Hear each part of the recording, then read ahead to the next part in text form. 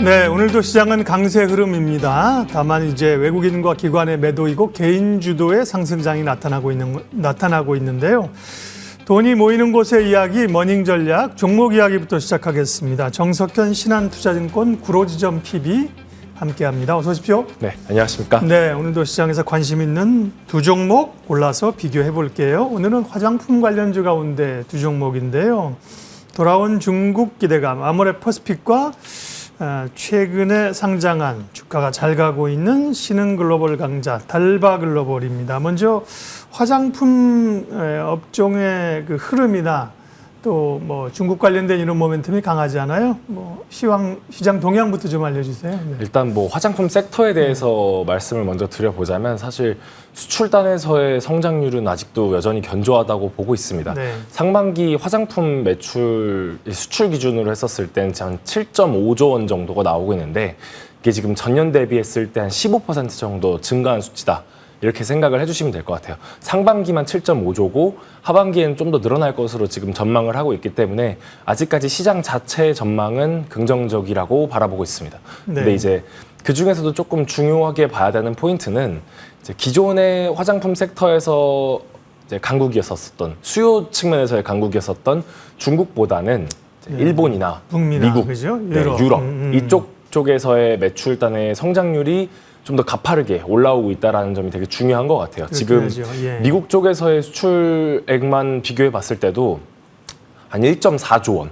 그러니까 전체 화장품 매출 기준으로 했을 때 한 대략 18%에서 19% 정도를 차지하고 있는데 이 부분이 좀 더 빠르게 개선이 되고 있다는 게 보이고 있기 때문에 포트폴리오적인 차원에서 봤었을 때도 화장품 섹터의 전망은 아직도 유효하다. 이렇게 보고 있는 것 같아요. 물론 이제 그 사이에서의 관세나 이런 부분에 조금 이슈가 있을 수는 있지만 여전히 그걸 딛고 일어설 수 있는 기업들에서의 주가 흐름이 좀 더 긍정적일 것이라고 보고 있기 때문에 화장품 섹터 자체는 좋지만 그 사이에서도 희비가 교차되는 부분이 있기 때문에 이 부분을 좀 주목해서 봐야 한다. 이렇게 보고 있습니다. 네. 중국에도 좀 기대할 것이 있다는 제가 초반에 말씀은 이제 중국인들이 한국 이제 한한령이 해제되고 이런 기대감들이 있잖아요. 그것보다는 어쨌든 수출에 관한 그런 모멘텀이 더 강력한 거고요.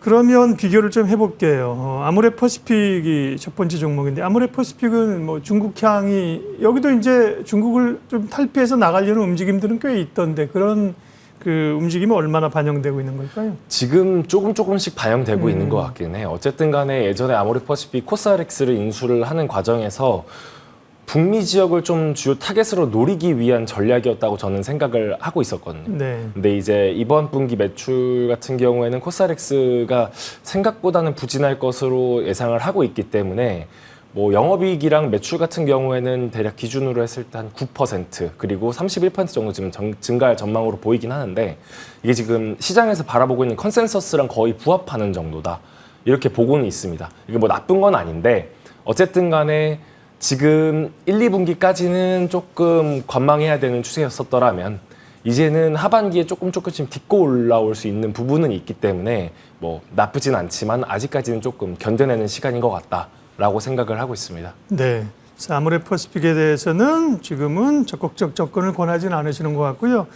다음에 달바글로벌인데요. 사실 화장품 가운데서 지금 말씀하신 그런 포커스에 맞고 잘 가던 거는 기존에는 실리콘2잖아요. 그죠? 네. 근데 그쵸. 이제 달바글로벌이 계속 주가가 상승하면서 이제 실리콘2에서 달바로 넘어갑니까? 주도권이?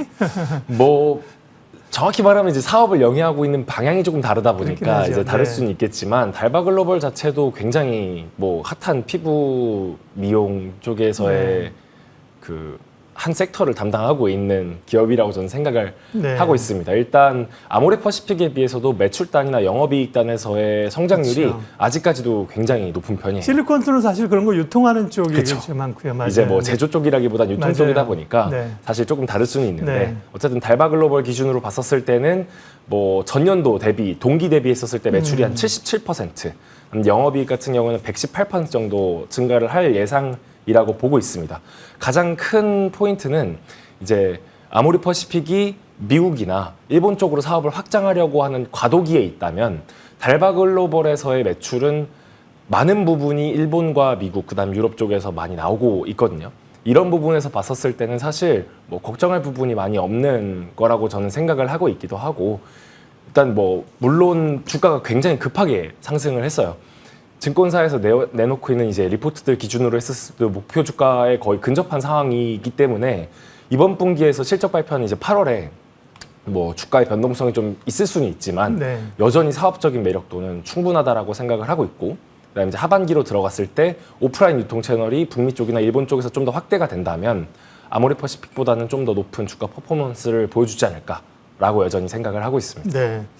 아모레퍼시픽하고만 비교하면 매력이 있는 건 사실인데, 근데 네. 이제 밸류에 대한 고민이 있죠. 사실은 신규주기 때문에 뭐 1개월 지날 때도 사실 보호에서 풀리는 것 때문에 우려를 좀 했는데 뭐래 하고 올라가잖아요, 그죠? 그쵸. 그러나 이제 뭐 또 3개월 물량도 있을 수 있고, 이제 결국 이제 밸류를 따지고 이랬을 때는 변동성은 좀 있을 수 있지 않을까요? 네, 그쵸. 네. 아무래도 실적 발표 때 조금 변동성이 있을 거라고 저는 생각은 하고는 있지만 네.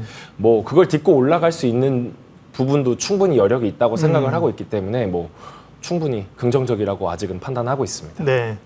화장품주 뭐 여전히 관심이 있죠. 저희가 오늘은 뭐 두 기업만 비교했습니다만 여타 기업들도 오늘도 뭐 CNC 인터내셔널은 11% 올라요. 그다음에 뭐 한국콜마, 코스맥스 이런 종목들 뭐 최근에 잘 오르고 있고요. 오늘은 아모레퍼시픽과 달바글로벌을 비교하면서 달바글로벌의 비중 확대 의견을 주셨어요. 네. 화장품 맞고요. 다음 오늘 준비하신 유망주 알려주세요. 네. 제가 가져온 유망주는 이제 SK 스퀘어라는 기업인데요. 네. 사실 SK그룹 내에서 중간 지주사 역할을 하는 그렇죠. 기업이라고 보시면 네. 될 것 같아요. HD 현대 기준으로 봤었을 때 한조회가 중간 지주사 역할을 하는 것처럼 네. 이제 SK그룹 내에서는 SK 스퀘어가 중간 지주사 역할을 하고 있는데 많이 올랐는데 주식도 최근에 네, 그죠? 그렇죠. 네. 근데 이제 SK 스퀘어가 최근에 주가가 많이 올라왔었던 이유 중에 하나는 하이닉스의 최대 주주이기 때문이에요. 20% 이상을 지금 보유하고 있는 최대 주주다 보니까 하이닉스의 영업이익이 개선이 되면 거기서 나오는 배당이익이나 이런 부분들도 SK 스퀘어에 직접적으로 꽂히는 부분이 있다 보니까 아무래도 하이닉스의 주가처럼 동일한 선상에서 같이 올라온 게 아닐까라고 생각을 하고 있습니다. 네. 그러면 이제 지분 가치만 보면 되는 거예요? 여타 어떤 포인트가 무엇인지 또 가격 전략도 좀 주세요. 뭐 이런 네. 중간 지주사들의 영업이익을 볼 때는 사실 이런 애들은 보통 지분법 이익으로 계산을 네. 하는 부분이기 때문에 일반적인 제조기업이랑 영업이익을 계산하는 방식이 조금 다를 수는 있습니다만 뭐 얼추 비슷하다고 가정을 해봤었을 때 영업이익이 지금 1.7조 원 정도 나왔습니다. 1분기가. 이게 뭐 전분기 대비해서는 그렇게 올라오지 않은 것처럼 보일 수 있지만 작년도 1분기 기준으로는 300% 이상의 성과를 지금 보여주고 있는 거거든요. 네. 이건 이제 하이닉스의 압도적인 성과의 뭐 덕분이라고 볼 수 있는데 이런 부분들도 좀 주의 깊게 볼 수 있지만 어쨌든 간 SK 스퀘어 같은 경우는 중간 지주사로서 투자를 담당하고 있는 역할을 하고 있고 다른 자회사로 지금 가지고 있는 것들이 이제 11번가라든지 네. 티맵이라든지 웨이브 이런 부분들에 좀 지분 투자를 하고 있는데 이런 부분들의 포트폴리오 손익이 좀 많이 개선이 되고 있는 것 같아요. 예를 들면 티맵 모빌리티 같은 경우에는 네. 조금 안 좋은 적자 사업부였던 뭐 공항 리무진을 떼어낸다든지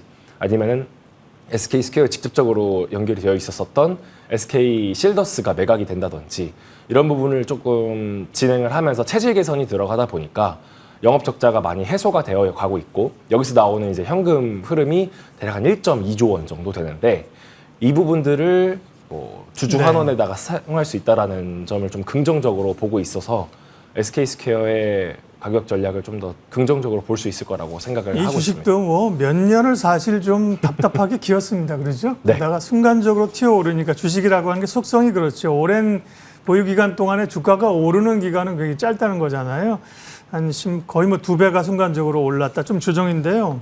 목표가는 지금은 18만 800원인데 대략 전고점 정도 일단 보시는군요. 네, 한 20만 원 정도 선으로 잠깐 보수적으로 보고 있고 네. 손절가는 15만 원, 매수가는 17만 5천 원 정도 선에서 보고 있다고 말씀드리고 싶습니다. 네, 머닝 종목 전략 신한투자증권 구로지점 정석현 PB와 함께했습니다. 아모레퍼시픽 봤고요. SK 스퀘어 주목했습니다. 고맙습니다. 네, 감사합니다.